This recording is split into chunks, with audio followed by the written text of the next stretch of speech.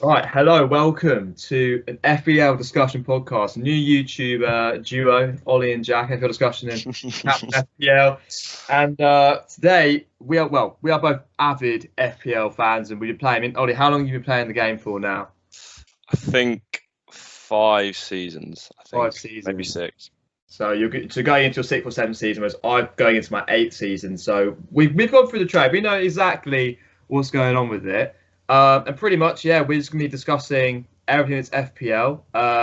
We're going to be uploading. We have duo like podcasts on both our channels, and then we also do individual videos on each other's channels. So Yep.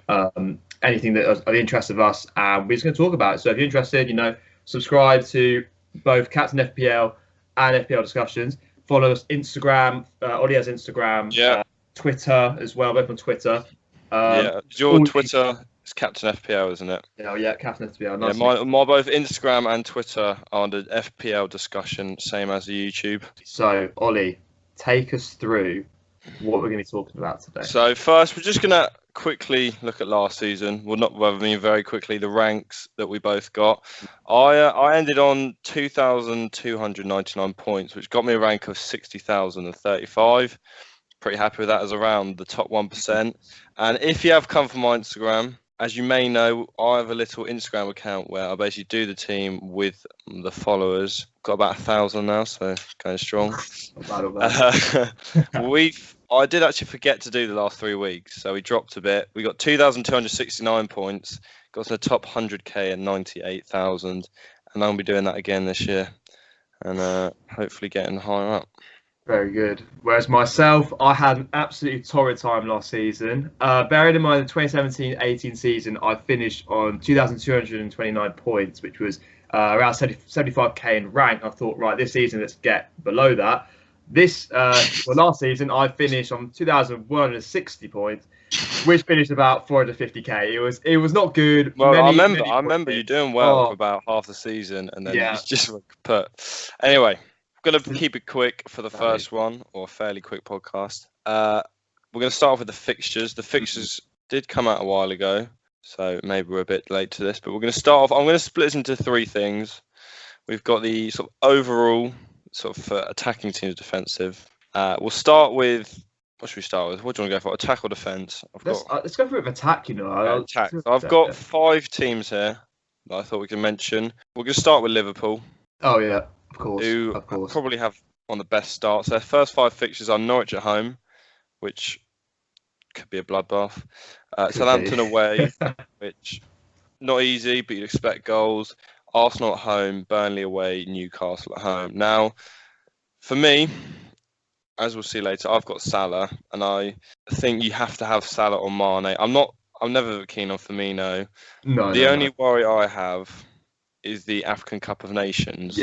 Yeah. And if we know though that Salah and Mane, or just one of them, will 100% start that first game, and we might see in the Community Shield the week before, I would say pretty certain captain Norwich can't defend, and really pretty much at least one of them, and I'd probably say only one because they're very expensive, nailed in your teams. Yeah, I agree. I mean, the problem obviously, so the AFCON final, and obviously we're looking at Mane and Salah. I don't know about the size of the draw, but the final is on the 19th of July. Yeah. So that leaves literally 2-3 weeks. I mean, I'd probably out 2 weeks, obviously with pre-season in mind. So they were saying, especially with Firmino and Alisson from the Brazil Copa America, they're getting 3 weeks off. So they will literally come back with about 2 weeks to go. So it's a bit tricky, but we had this thing, last season with the World Cup. We thought loads of players would not be there. And guess what? Pretty much everyone turned up for the first game of the season. So I think wait and see. It should be okay, but always in the back of our minds. The worry is, though, I remember, you had Harry Kane. Everyone was worried, would he play? He played, but Pochettino likes to do that. Where Sterling, he came back, and I seem to remember he played the first game, but then he rested in the second game against Huddersfield, which was like 5-0. Yeah. And the worry is Klopp might look at Norwich at home and say, we should be able to get through this with like Origi, maybe one of Mane and Salah, and just try and get 3 points. Anyway, I'm sure we will have some sort of Liverpool attack in there. Next team, we'll talk about City. They start at West Ham, then they host Tottenham, go to Bournemouth, host Brighton, and then go to Norwich. I would say, again, for a team like City, that shouldn't be many problems. I think the only tough team in there is Tottenham, but that's at home, and even then, I'd expect City to probably win that. Even as a Spurs fan, you never feel confident against the Etihad. For me, one of the first names I got in was Sterling. Yeah, I think 100%. Sterling and Aguero both should start well. Again, though, I believe Argentina are out the Copa America, aren't they? Yeah, they're out, so he's got lots of rest time now. Yeah, but Sterling, long summer off. I think. Would you agree? City got to have one of them in. Yeah, I mean, I've been looking at everything on Twitter when it comes to City, and I think if we're looking at the players that you're revolving around, it's either one of Sterling and Aguero because of the budget. Obviously, like if you have both of them, that's quarter of your budget gone pretty much straight away. But I think there's also the talk about Edison, Mendy, Laporte. You got to have at least one City defender. So that they have. Mendy supposedly is not going to be doing preseason training or on the tour. So a lot of people looking at Zinchenko, although today I believe they bought a left back, Angelino. Yeah. So I'd agree with you on that one. Although it'd be interesting to see what happens in preseason in terms of who we're going to be looking to have from that defence. And my question is as well. So in my current draft, so I have Kyle Walker because just to saving a 0.5. Do you think his right back position is pretty much cemented? I don't think Danilo can threaten it, but what do you think about it? Well, at the start of the season, a lot of the time it is you have a game, then you have a week off. So there's no need to rotate. So at the end of the season, Walker was not playing every Premier League game, or not at least every game, because there was Champions League for a while. Obviously, throughout the season, they win obviously the Carabao Cup and the FA Cup. But I would say he most likely will be nailed to start. We'll come on to the defence a bit. I myself got Laporte. Then I've got 3 teams that aren't in the top 6 for attack. Yep. One, probably not going to spend much time on. Brighton. They have Watford, West Ham, Southampton. Then they have City, then Burnley. Now, they do have a new manager. I think it's Potter. Yes. I was looking earlier, just sort of for interest's sake. Three of those easy games are at home. West Ham, Southampton, and Burnley are at home. They have solid March for me at 5 mil could be good. Yeah, but definitely. They any temptations for you? Pascal Gross, he's been in the back of my mind. I thought so. Because when he first came, when Brighton got promoted, he was in my team, I think, after about game week 3, when he was playing West Ham Monday Night Football, and he was just setting things alight. And the problem was, obviously, Brighton weren't that attacking. Often relied on Gross and Murray. And I think when Gross was out last season, they 100% missed him. Yeah, they were terrible. But Potter, if he brings an attacking style of football, Pascal Gross could be completely rejuvenated. It could be completely incredible. One thing we have to mention, VAR. With VAR could have impact on players like that. And a player like Sigurdsson. So if we look at Everton. Yes. Everton start at Palace and they host Watford. And they're Villa, Wolves, Bournemouth. Now, I've got Sigurdsson. And I think him and Richarlison being the same price really means, for me, the deciding factor was probably the penalties. With VAR, you just think, again, we'll see in pre-season who is the penalty taker, but you just think Sigurdsson could get a few goals there. They are good fixtures. They don't play a top 6 for quite a while.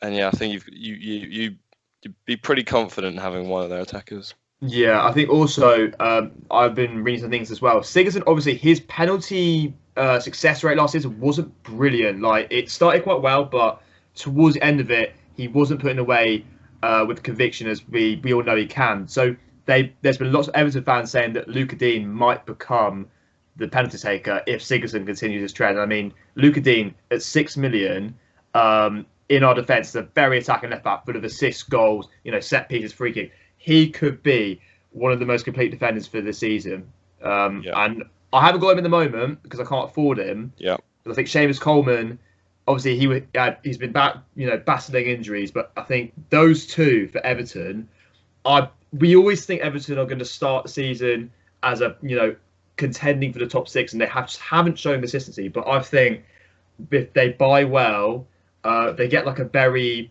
strong striker. I mean, Calvert-Lewin's good, but I think if we get like a well-respected striker, Everton could be a deadly side to start the season with, 100%. And last team we're going to mention, Watford. They have Brighton, Everton, West Ham, Newcastle. I've got Delafeu. He's a striker now, which is a bit annoying. But what do you think about them fixtures, or are you going to steer clear? I say the first fixture against Brighton it's very mouthwatering. I have to say, like I saw that and I thought it's a good start, but for me, I'm gonna avoid them for the moment because it's a bit. I want to have like some, the first 5 fixtures to be quite straightforward. So, for example, I've actually been backing Bournemouth's first couple of fixtures. So, Josh King, Brooks, Fraser, Wilson all have good fixtures. Sheffield United at home, Villa away, City at home, yes, but I think we can get by that week. Leicester away and Everton at home. I think so they're playing 2 promoted sides in the first 2 weeks. Who, let's be honest, when you're a promoted side, you'll be quite shaky unless you're Wolves of last season. Yeah. And I just think Josh King.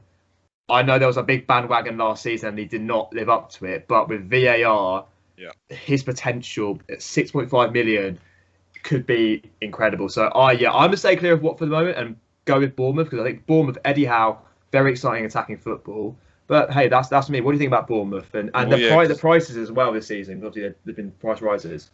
Yeah, last year it was sort of 50-50, and it was pre-season that put us with King over Wilson. Whereas this year, Wilson's 1.5 million more. Yeah. And he's not on penalty. Well, from what I don't believe he'll be on a penalty. So for me, I've gone with King, and I would like to get Fraser in, but it just doesn't fit in my team right now. Yeah, exactly. So with defence, Everton we've already mentioned, and Digne. Yes. Pretty good fixtures. None of the big boys. Liverpool.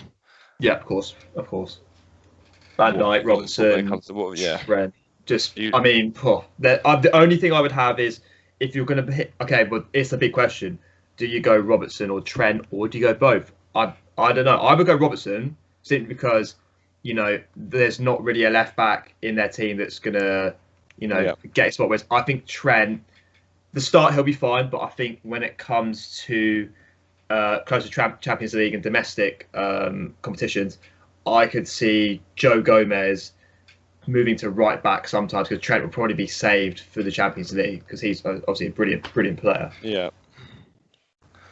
Yeah, I think double for me. I think they last year they got a lot of clean sheets. They've got pretty good opening fixtures. You could see them keeping 5 clean sheets at the start of the year. They probably won't, but you could see it. Yeah, definitely. So you've got to really get one of them, and they are expensive, but I think it's worth it with the amount of points you're going to get back. West Ham. Fabianski 5 million, Diop 4.5. They have City at first, but then they have Brighton, Watford, Norwich, and Villa. Their next 4. I'm tempted. Yes, but I can never trust West Ham. I know Felipe Anderson is probably the pick of the bunch for me. I mean, 7 million as well. I thought he might have gone up a little bit more, but at 7 million. If he can be consistent, and I think that West Ham team, especially with Fornals as well, who played brilliant in the under-21s for Spain, they've got good creativity. And if Arnautovic can stay, or they get like a good striker, they do need a striker. Yeah, they could be a very good attacking side. I mean, when Payet was there and Antonio was at the peak of his powers, they were just playing brilliantly. And I think we all had West Ham players in our team, but I haven't trusted them for a while. But you never know. You can never know. But obviously City is probably the thing that is not attracting FPL players. But after that, obviously there's three of them are away from game week 2 to 5. But I think West Ham, if Pellegrini now his second season with them, it could start to play well. Save points is always. Yes. One of the reasons you get Fabianski. So maybe in that City game, if you are set for getting, you still could get yourself 2-3 points. Yeah, very true. Saves alone. Bournemouth, we've mentioned attacking wise. Defensively, not. Ake maybe. Not He's got really. good goal threat, but I don't think he's gonna. Their defense is gonna be solid. Yeah, I'd agree. They never seem to defend. And lastly, we mentioned it a bit, but City, again, we said probably need to have one. Yeah. I've gone with Laporte just because he's nailed on, and you know they can get clean sheets. I would like Mendy, but it doesn't seem like he's going to be there. In the event that, because I obviously Company is now gone to Belgium to manage, but I've been hearing rumours that Otamendi might want to move out for full time. John Stones. John Stones. 5.5 million. It's money saving. I just think 1 million more for Laporte's worth. Actually, before we move on, as later, keeper prices are different. Oh yeah. Compared to normal. A few people are looking at Matt Ryan. Matt Ryan is certain keeper. He's got Watford away, then 2 home games: West Ham, Southampton, then City, and then Burnley at home. All 3 of those home games, you could see a clean sheet. Yeah. But what we all remember last year is the double game week where we all trusted Shane Duffy. To get a whopping 0. That was painful. I can't. I think did I captain Duffy? I might have done. Painful times that was. Honestly, I'm never trusting Brighton ever again. Apart from Pascal Gross, I'm never trusting him again. No chance. Absolutely no chance. Yeah. Just mentioning keepers with Matt Ryan. I've looked at Matt Ryan. 3 nice home fixtures in the first 5. Although, as we said last year, double game week, we all got done by Shane Duffy, really. 0 points. And I'm just not sure if we can trust him again. Exactly. My attention is gone to Burnley. I think Burnley. You remember the season where Turf Moor was an absolute fortress with Nick Pope, bonus point magnet. I actually love that guy. He was my differential for the season in goal. But we have got no idea who the number 1 goalkeeper will be. See, I've got a little overall list here where I've looked at just sort of a quick summary of what we've just talked about. You've got Everton, Liverpool, and City, very good teams as well, good options. West Ham, Bournemouth, good for cheaper options, like Felipe Anderson, King, and defenders. For my bads, I've got 3, and they've got Newcastle, so dysfunctional, can't trust them. Don't know who the manager is, no good selling all their players, don't even go near it. Norwich, no brainer. And I'm going to mention. I'm going to mention Burnley in that because I'm going nowhere near for the first few weeks. They get good after about 5. Yeah. In that first draft, they have 1 good fixture. That's Southampton. Then it's Arsenal, Wolves, Liverpool. I don't know, and I don't know who the keeper is. We'll find out in pre-season, but I would steer clear. And then before we go on to prices, I want to talk Wolves. Wolves, yeah, it's a big topic. That was Europa League. That's a big one. That is it. So they are in Europa League, and that killed Burnley last year. Killed them, and their fixtures did not help. They've got Leicester away, Man U home, Burnley home, Everton away, Chelsea home. I've looked at Jota and Jimenez. I can't go near the defence. They don't really get many clean sheets. No. And Doherty's so expensive. It's not worth the attacking returns. For me, it's some chance, but I just think we'll see how they start. I may end up with one of their attackers, but I just think it's too risky, and I want to wait and see how Europe affects them, see if they sign any players to help them cope with it. But I mean, they could go out of Europe early, and it's fine, and we all overthink it, and they just keep scoring, and they all are also poor fixtures can mean good things to teams like Wolves and Leicester. So again, I'm going to wait and see. I probably won't have any of them in my first team. Yeah. What about you? Yeah, Jota has I'm not looking at Jimenez. I think Jimenez is just for me and my team setup is just slightly too much. But Jota really, the second half of the season he was a brilliant player. But the difference between Wolves and Burnley, Wolves have got that better squad depth, and obviously when they played the top 6, I think they didn't lose against the top 6 last season. They were pretty solid. I mean, they might have lost against Man City and against Tottenham, but apart from that, they were absolutely brilliant. And if I was looking at the fixtures because I mean I'm not sure when the Europa League starts, but as in because they got to qualify for it. Yeah. If I was looking at the fixtures, I thought Leicester. I would see Leicester Wolves. That's probably quite a high goal scoring game, but United. If Ole Gunnar Solskjaer has not got United sorted by the start of the season, I think that could be a nice win for Wolves, and the same with Burnley. But yeah, I'm gonna do the same thing as you, Ollie. I've got Dendoncker as my bench player, but I will probably stay clear until we've got clarity on how we're doing the Europa League and what effect that has on their Premier League performance. Nailed it, really. Move on to prices. So obviously they released, I believe it's 10 prices early, but the game came out pretty much straight after. Yeah. And obviously now we can look at all the prices, and it's easy to see who's expensive, who's not, through comparison. Obviously same budget, 100 mils every year, but a lot of people complained about the price. I think most of it was fair. Yeah. And I would say there's a couple that look good. The prices, like we mentioned, Matt Doherty, 6 mil. It's put me off him. Yeah, we're going to start with the two big guns in midfield for me, who I think are pretty much essential. Salah and Sterling. Salah's 12.5. I would say it's worth. He got 300 points his first year at Liverpool, then 259 last year. It's always been a debate, Salah or Mane. Last year, Mane was 9.5, Salah was 13. That's the big difference. When it's down to 1, and Salah is on penalties if Milner's not on, which I don't think he will be as much this year. No, he won't. For me, Mane, not sure on. We'll have to see how his form is. But for me, Salah, he's gone. I don't know why he's gone down. I didn't think he should have. I think 13 was fair. He's top scored again. I think for me, he went straight in my team, and it seemed like a pretty fair price.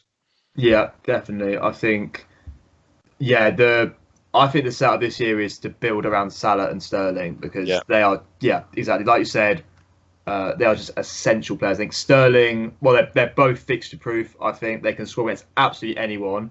I found out last season hard way, probably why my rank was so bad.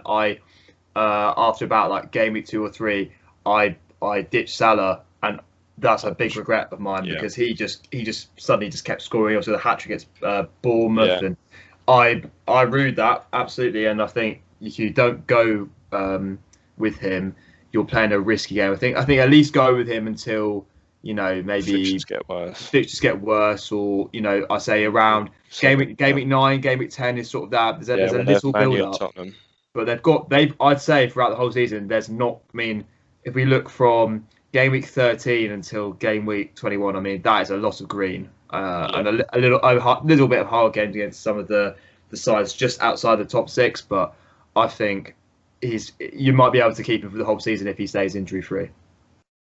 Yeah, and he's interesting. His ownership was 50% last year at the start. It's now 38.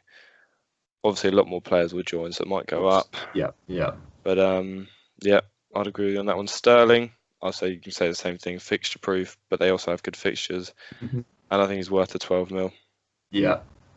What do you think about Jamie Vardy? Because he's in my team at the moment, and I think 9 million is a good price for him. I think. Not for me, but I just think you can't rely on the fact that he's good against good teams. I think 9 million is quite a lot. I can understand why people have him. I just haven't really looked at him, to be honest. I just think Wolves and Chelsea, Man United and Tottenham in their first 6. It's not a bad price. I think it's fair, but I'm not interested for now. But again, a lot will change come pre-season.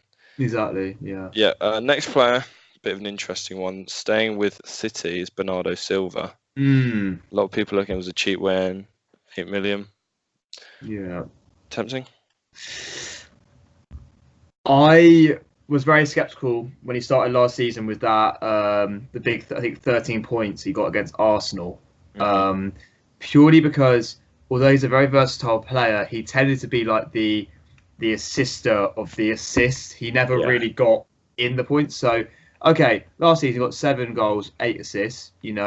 That's pretty good for somebody who, last season I think started at, what was it, 7.5 million? Like that's pretty good. But for me, I think the value is in Sterling and Aguero, I think, but not and De Bruyne as well. De Bruyne is an interesting one, 9.5 million for me, and he has been in some of my drafts. But I think I'm going to avoid Bernardo at the moment because because he hasn't shown the he's good as a player, but not for FPL. He does, yeah. He does a lot of the dirty work, but not so much goal and assist. Harry Kane, we were getting on the topic of. He's come in cheaper than Aguero by 1 million, same as Aubameyang. He only got 160 points last year. However, injuries was really the main reason of that. He's got over 200 points for three seasons before that. And for me, he's a very tough one because he's well priced for Harry Kane. He's going to have a whole summer off. He should come in fresh. It starts Villa at home, then City, then Newcastle, then Arsenal, then Palace, and it's frustrating because it's very nice fixtures, but with a very bad one sort of right behind it. He's not in my team now, although again, if he has a good pre-season, he's on penalties. 11 mil's not too bad to be paying for someone like Harry Kane. He's definitely going to be in a fair few teams. His ownership's over 20%. Yeah, I think he's a very awkward one to deal with. Yeah, I agree because the trend is well, certainly at the start. Because obviously you would think the people that have put their teams in already are the trusted FPL managers. So the common theme has been the premium forwards have not really got a look at it at the moment. So yeah, obviously. Myself and Ollie, we both support Tottenham, so it's a hard one. We love Harry Kane. And yeah, I considered him, but then I thought I'm just gonna because I also always feel like when I pick a Tottenham player, I'm like jinxing them.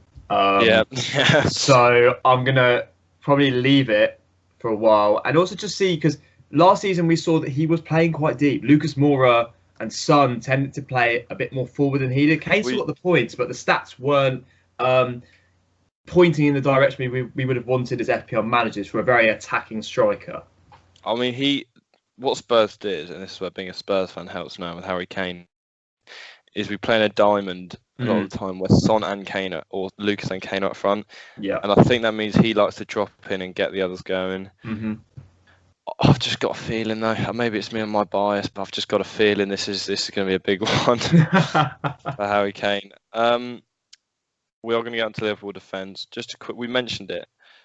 I was just looking at earlier, and Jimenez has 44% ownership right now. That's a lot. I'm surprised. With Jota just 1 mil cheaper, had a probably better end to the season. I'd say maybe that's performance. I don't know.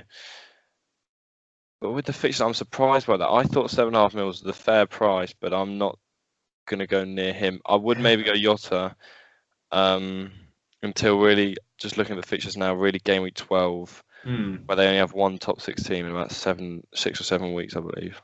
Yeah. Just before we jump onto Liverpool defence, I'd also like to talk about the top scoring forward in the game last year, Aubameyang. I did a thread on my Twitter. A little plug about Arsenal. I did a little series. An FPL. But yeah, Aubameyang. What do you think about Aubameyang, Ollie? Like, do you think he's needed for our squad? 11 million is a good price, I feel, for someone who obviously got a lot of points last season. Yeah, Aubameyang. Don't like having an Arsenal player for starters. But no, Newcastle away looks like a better fixture than it did last year. Burnley at home's quite nice, but I don't know. This is a fact. It doesn't help they've got Liverpool then Tottenham. I'm not going to go with him. I haven't even considered him. I haven't considered Lacazette either. They sometimes rotate. One might leave. Zaha might come. There's a lot of question marks. So I'm not looking at Aubameyang or Lacazette. Arsenal's midfield is lack creativity. I think Ozil has not lived up to it. Mkhitaryan it's been off and on. Bad. Yeah, like it's. I feel, I mean, Aubameyang has got 15.7% ownership at the moment, obviously early days. And Lacazette, 7.6, so, about half of that. So clearly, managers are not looking to the Arsenal people at the moment. I think if Emery can settle on a starting 11, it might make Arsenal more attractive, I think. That was a problem. They were so chop and change with everything. And And as FPL managers, we love players that we know are going to start. Exactly. Yeah, they often go wing backs at home and play Mm. Lacazette and Aubameyang up front, and away go sort of. We saw quite a lot less as the season went on, but a lot. Aubameyang found himself on the left, and I don't want Aubameyang if he's playing at left wing. Moving on, Liverpool defence. Yes. You've got to top big names. You've got Matip, Lovren. What am I on about? What am I on about? I just read the wrong name. I've just got on the list. Yeah. Sorry, right. Robertson, Trent Alexander-Arnold, both 7 mil. Makes sense. And Van Dijk's just that cheeky 6.5. Yeah. It's if he was 7 mil, I wouldn't look at him because you might as well get the attacking returns. Oh yeah. But that little 0.5. It makes it interesting. I've actually got 2 of them. Oh, okay. I cannot decide on Trent and Robbo. Right now I'm on Trent because apparently Robertson's injured, but I'm sure he'll be fine. And I just think it's going to come down to, it could be like a coin toss. Unless one of them does well in the Community Shield or something, you just get the feeling that they're both so good and they both attack well. You just got to hope you get lucky with who gets. Yeah, I mean Trent, I think had he not had the injuries he had last season, definitely could have finished above Robertson in points. Yeah. Definitely. I mean, I was regretting not owning him at all because I just thought, rotation for Champions League, but he was getting assist after assist. Oh. And I felt like last year I could never get it right. My donkey moment of the year. I remember before Bournemouth, I had Trent and he was doing nothing, so I switched. So I had Robertson and he was doing not much for me compared to Trent, so I switched to Trent. Trent then got rested. Robertson got an assist and bonus in a clean sheet, and then I just never seemed to get it right. End of the season, I went with Robertson on my wild card. Trent just was doing a madness. He just kept getting assists. So again, I'm on Trent, but it's very close there. To be honest, I mentioned them names, Matip and Lovren. I didn't mean to, but it will be interesting. They're so much cheaper at 5.5. Gomez especially. If Gomez or Matip, probably more likely to be Gomez, can assert himself as the starting other centre back. If you want triple Liverpool but you haven't got much funds, it could be a way in. It's probably not worth the risk, but could be worth a shout. Last thing I want to talk about. I was talking about goalkeeper. It started off their first price release was Fabianski at 5, which some people complained about. But for me, I think he's a fair price. But I think goalkeepers have been a bit overpriced. Yeah, I agree with that as well. So last year the 4.5s you're looking at Fabianski, Foster. Patricio was one of them. Gaeta. There was a lot of options. Whereas this year, a lot of them, all of the ones I mentioned are 5. And really, Ryan, a couple of Southampton keepers, a couple of Burnley keepers, and Bournemouth keepers are the only 4.5s. And a lot of them we don't know who's going to start. You've got your premiums, Alisson, Edison. Although I'm not interested. No, premiums, because you might as well look for attacking returns. Yeah. 5.5s, Lloris, not going to bother. Pickford's annoying because the fixtures are good, but 5.5. If he's 5, I'd probably be on that. But then you've got Fabianski 5, Dubravka, Foster, Schmeichel. They're just keepers that it's quite expensive, and I wouldn't say a guarantee of clean sheet. So I've gone cheap as chips. I've gone Ryan and Button, only 9.5 spent. Set and forget with Ryan. They're okay fixtures, some save points. But really, I find goalkeepers are very awkwardly priced this season. It would have been better if we had a nice rotating pair. I mean, I've been trying to find good rotations.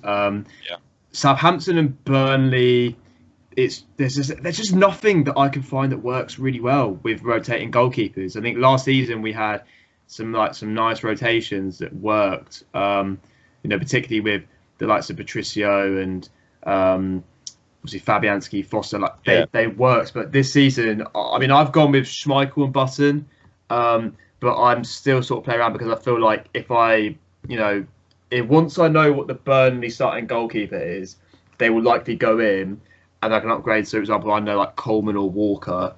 Laporte or Digne, and I mean that's a big upgrade. So it's tricky, I think. But hey, it's early days. We've got pre-season obviously to find out what the squad's going to be for the start of the season. In my draft, we're going Super Jan SC because Jan Vertonghen, my idol, absolutely love the guy. Oh my god, that was the first name I chose when I did mine. No way. I was called the Super Jans. He's a top bloke. Yeah, I've changed it now. Right, so my team. So the goalkeepers, as I said before, Schmeichel and Button, but that is probably going to be a spot that's going to keep changing. Defense, I'm happy with my defense. I've got Seamus Coleman, Van Dijk, Walker. They're all going to start. My one risk is Danny Rose. I think Danny Rose, he's got good attacking potential, but it depends on like Ben Davies and what happens to Spurs. But if say Trippier goes, Serge Aurier or Kyle Walker-Peters could be good options at right back for 5 million. But again, we've got to keep our options open. Midfield, obviously Mo Salah, Sterling are definitely in there. Sigurdsson, and I've gone with David Brooks. I thought, he's 1 million cheaper than Fraser, so I can't afford Fraser. And he showed good promise last season, so I thought, we'll go with him. And then up front, Jamie Vardy and Josh King. Obviously, Ollie doesn't favour Vardy, but I'm a sucker for Vardy. He's one of the top players. I think Brendan Rodgers' attacking football is just will be do wonders for him. And I mean, I had him the end of last season when Brendan Rodgers came in, and he was just scoring 13 points like every single time. I was loving it. And yeah, bench is just bench fodder. Martin Kelly is the one player because of 4 millions. Last season we had a lot of 4 millions that we thought would play. And Martin Kelly, I think, is the out of all of them, the one with the most potential because obviously with Wan-Bissaka now going to Man United, I think if Crystal Palace don't sign a right back, because obviously Sakho and Tompkins are both injured, Ward or Kelly would move into the centre back position, or Ward and Kelly go to the right position. So I think he's got good potential. But yeah, that's my team. Obviously, it will keep changing. And check the Twitter and all that for updates. little plug. So I haven't got a name yet. Sadly, I can't bring that. But I have got a cracking side. I've got Ryan and Button as my keepers, as mentioned. Just cheap as chips, decent-ish fixtures. If Ryan gets injured, I've got Button there. But that's like a placeholder. I've got no idea what I'll end up with. Defence I'm liking. I've gone very premium. I'm either going to go with Trent or Robbo. Right now I'm on Trent. I've got Van Dijk. That guaranteed starter. Doesn't need too much explanation. Digne, fixtures, free kicks, potentially penalties, apparently. I just think he looks very good. With Laporte, plays every game. Again, doesn't need much explaining. There's quite a bog standard back line. Then I've got Kelly. Like you said, I just think he could be a good option at 4 mil, and he could play in a decent defence at home. Midfield 4 is Sigurdsson, VAR, Pens, giving him the edge over Richarlison.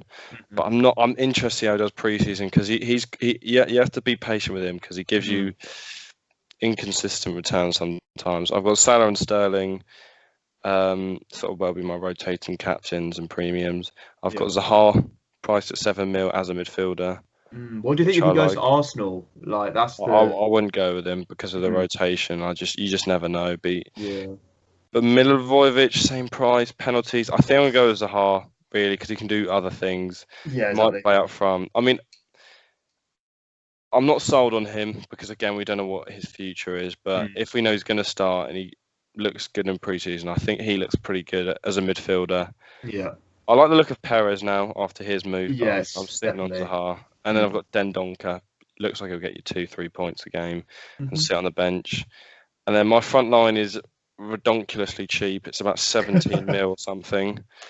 I've got 2 6.5s and a bench fodder. My bench is I think called Gallagher or something. I don't know, but he's not going to play. Yeah. And then I've got Josh King. Picked him over Wilson for price and Pens, and the other one Delafeo. I just like their opening fixtures, and I just think he's got. I like his flair. I like watching him. I think he could start well.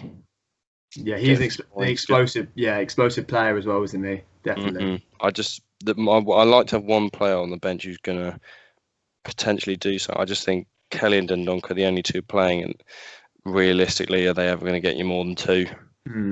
Exactly. And the one time they will, you won't play them. The one time you get 29 points or whatever, they will be last on your bench. So I don't know. I'm not. Obviously, it's first draft. There's a long way to go. Oh yeah. But I think I like 4-4-2. Yeah, Defense, 4-2. a lot of value there. Midfield looks good. I just don't really like the attackers. I would like to play 4-4-2 with Kane up front and a cheap player. Yeah. But again, it means I just have to drop down on players like Laporte, Digne to players that just aren't as good. So I'm pretty good on that. I've been stuck on that for a few days, which is pretty impressive because normally I change it every hour. So I'm like now. Yeah, I think that's everything covered. Yeah, excellent. So yeah, well, we're going to be uploading a lot over summer.